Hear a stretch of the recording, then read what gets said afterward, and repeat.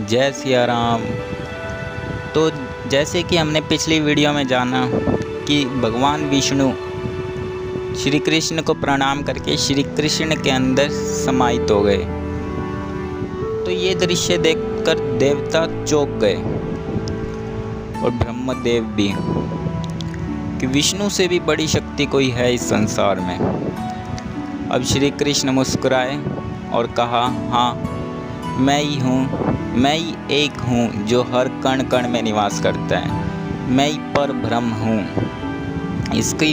इस बात का उल्लेख मैंने भगवत गीता में भी किया है।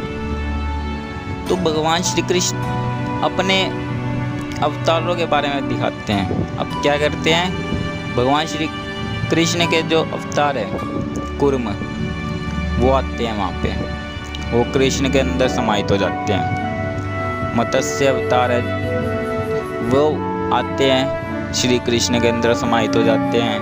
नरसिंह भगवान हैं जिन्होंने प्रहलाद की रक्षा की थी, वे आते हैं, वे भगवान श्री कृष्ण के अंदर समाहित हो जाते हैं। वामन देवता आते हैं, वे समाहित हो जाते हैं।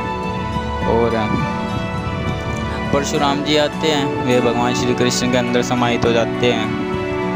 अब शिव जी आते हैं, शिव जी भगवान श्री कृष्ण के अंदर समाहित हो जाते हैं।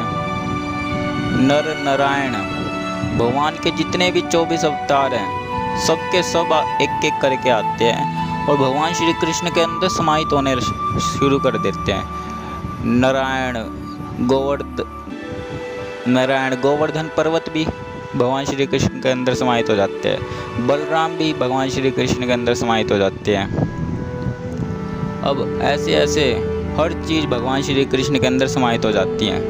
अब आखिरी में भगवान श्री राम आते हैं, धनुर्धारी श्री राम, दशरथ पुत्र। तो देवता चौंक जाते हैं, भगवान श्री राम से भी बढ़ के है क्या कि श्री कृष्ण।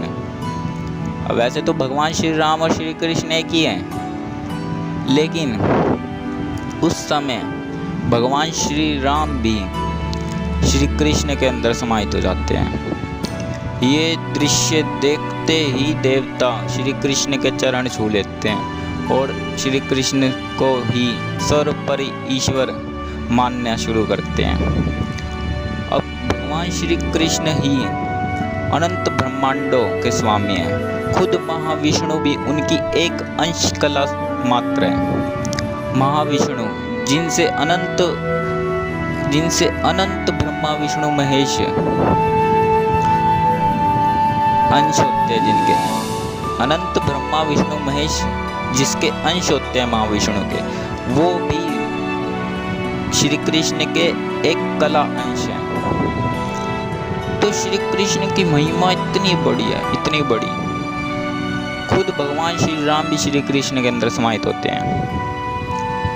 तो कृष्ण को ही गोलोकनाथ, योगेश्वरेश्वर, योगीराज, ना जाने कितने दिव्य नाम श्री कृष्ण के हैं। अब सभी देवता भगवान श्री कृष्ण से प्रणाम करते हैं और पृथ्वी की समस्या को बताते हैं। अब भगवान श्री कृष्ण देवताओं से कहते हैं, मैं पृथ्वी की समस्या के लिए खुद आऊँगा, साक्षात मैं पृथ्वी पर अवतार लूँगा। अब साक्षात भगवान श्री कृष्ण देवकी के यहाँ अवतरित हुए, देवकी और वसुदेव के यहाँ अवतरित हुए कंस का वध करने के लिए। और हम जैसे भक्तों का कल्याण करने के लिए भगवान श्री कृष्ण आते हैं हर कल्प में एक बार। तो भगवान श्री कृष्ण का भक्त बड़ा दुर्लभ है। उनके भक्त बनिए और उनकी राह पर चलिए और गाते जाए राधे राधे।